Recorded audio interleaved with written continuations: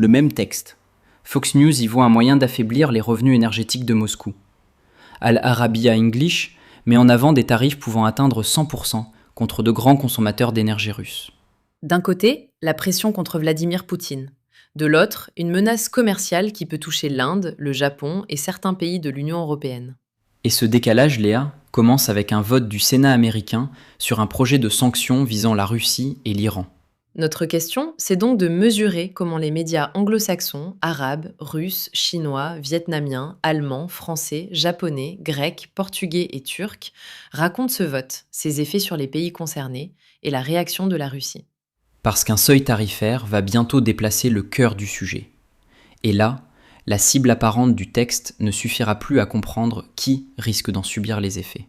Et il y a un choix que nous avons fait, une limite que nous assumons, qui change la lecture de tout ce que vous allez entendre.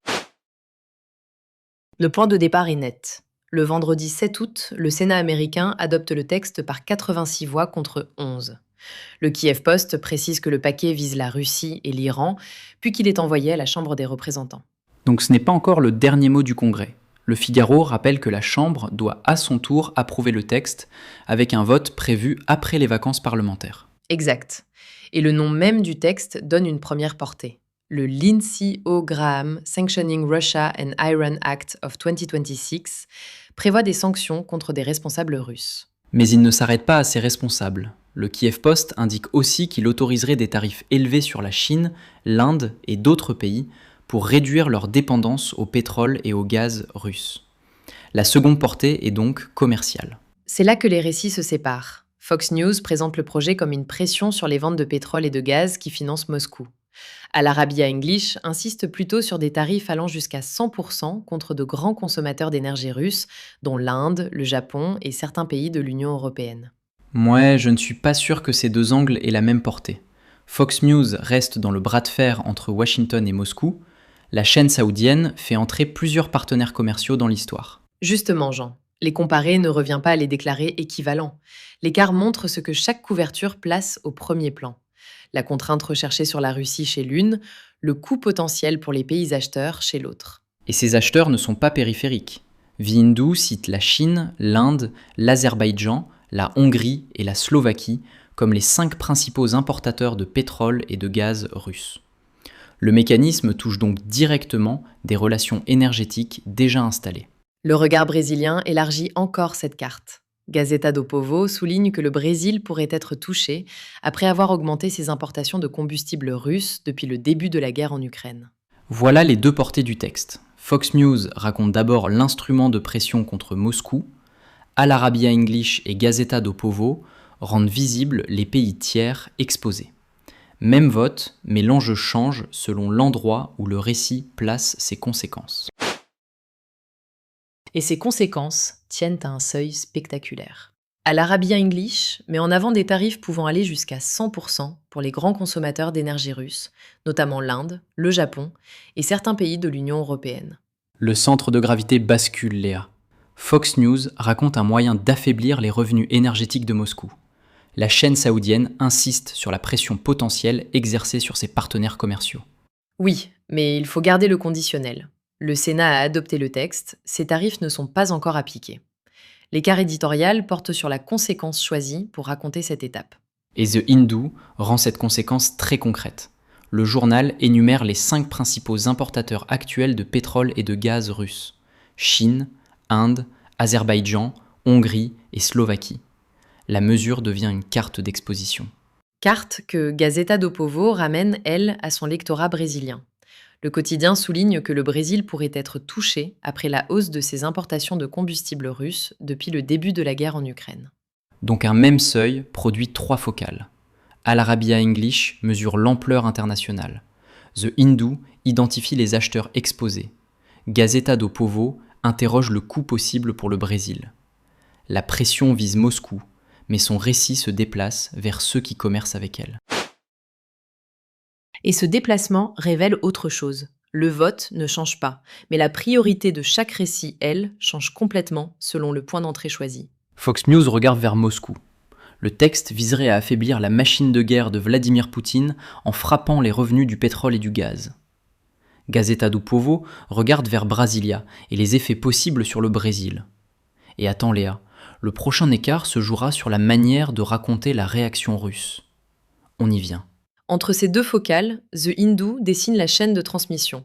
La Chine, l'Inde, l'Azerbaïdjan, la Hongrie et la Slovaquie sont présentés comme les 5 principaux importateurs de pétrole et de gaz russes. Donc la cible stratégique chez Fox News, les grands acheteurs chez The Hindu, puis un pays potentiellement touché indirectement chez Gazeta do Povo. 3 conséquences isolées dans un même mécanisme. Exactement. Ces cadrages ne s'annulent pas. Chacun choisit la porte qui rend le vote lisible dans son espace éditorial. Mais aucune, prise seule, n'épuise les effets possibles du texte. Et derrière ces effets possibles, il reste la cible première du texte, Moscou. Là, le récit change encore, parce que la Russie répond directement. Fin juillet, l'ambassade de Russie aux États-Unis avait condamné le projet. Dans le récit du Figaro, elle affirme qu'il rend un mauvais service aux États-Unis. La réaction diplomatique devient donc un point explicite de l'histoire, sans prouver à elle seule l'efficacité ou l'inefficacité des sanctions. Fox News déplace la question.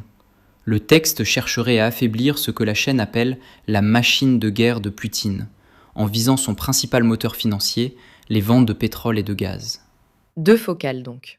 Le Figaro fait entendre la condamnation de l'ambassade russe, qui présente la mesure comme dommageable pour Washington. Fox News insiste sur la pression économique recherchée contre les revenus énergétiques de Moscou. Mouais. Une déclaration d'ambassade et l'objectif prêté au texte, ce ne sont pas exactement 2 réponses à la même question. Non, et c'est précisément l'écart utile. L'un demande comment Moscou conteste la mesure, l'autre ce que Washington cherche à atteindre. Aucun de ces cadrages ne permet encore de dire si la pression fonctionnera.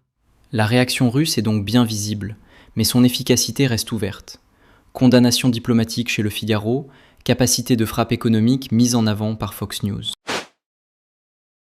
On ouvre le carnet de marge. Premier choix de la rédaction, ne pas confondre un vote très large au Sénat avec l'entrée en vigueur du texte. Kiev Post donne le repère, 86 voix contre 11.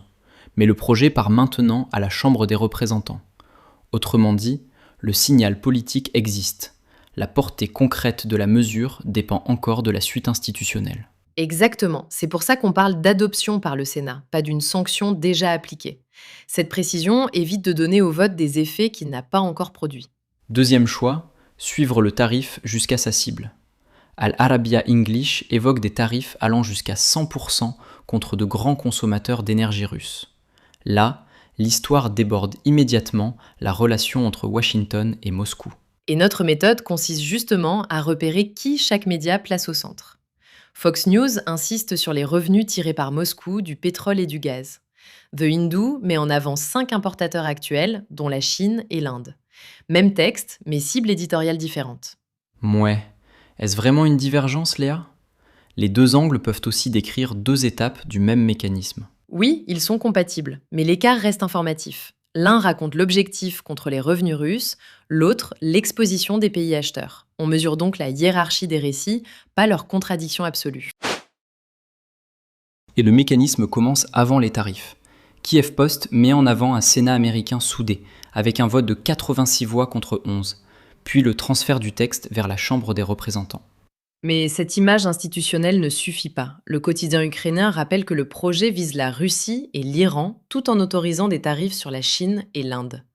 Al Arabiya English élargit encore le rayon, jusqu'à 100% pour de grands consommateurs d'énergie russe, notamment l'Inde, le Japon et certains pays de l'Union européenne. Fox News resserre au contraire la chaîne causale, toucher les ventes russes de pétrole et de gaz pour affaiblir ce que la chaîne appelle la machine de guerre de Poutine. La cible centrale, c'est Moscou. Alors que The Hindu regarde qui se trouve exposé autour. Le journal indien cite 5 grands importateurs, la Chine, l'Inde, l'Azerbaïdjan, la Hongrie et la Slovaquie. Même dispositif, mais urgence éditoriale différente. Et le prisme national devient très concret au Brésil. Gazeta do Povo insiste sur le risque pour le pays, qui a augmenté ses importations de combustible russe depuis le début de la guerre en Ukraine. Côté chinois, Global Times place au premier plan l'opposition de Pékin aux sanctions unilatérales sans base en droit international ni autorisation du Conseil de sécurité de l'ONU. Le Figaro, lui, relaie la condamnation de l'ambassade russe et rappelle que la Chambre ne votera pas avant début septembre. Sur 23 médias et 25 articles, on voit donc comment l'information se fabrique. Chaque rédaction sélectionne le maillon le plus proche de son public. Le vote, la cible russe, les acheteurs d'énergie ou la réaction diplomatique. Et cette sélection change le centre de gravité du récit sans nécessairement changer les faits. L'écart mesuré révèle surtout quelles conséquences chaque espace médiatique choisit de rendre prioritaire. Notre question était donc claire. Jusqu'où les couvertures de ce vote au Sénat américain divergent-elles sur les sanctions contre la Russie, les tarifs de 100% visant plusieurs pays et la réaction russe? On a vu 3 centres de gravité. Le vote politique à Washington, la pression exercée sur la Russie, puis les conséquences pour les pays acheteurs d'énergie et leur réaction diplomatique. On a mis ces cadrages face à face. À vous de juger. Retrouvez l'enquête complète, ses sources et les fiches médias sur glucose.press, abonnez-vous, et rendez-vous pour une nouvelle enquête en vidéo le mercredi à 18h, le vendredi à 16h30 et le dimanche à midi.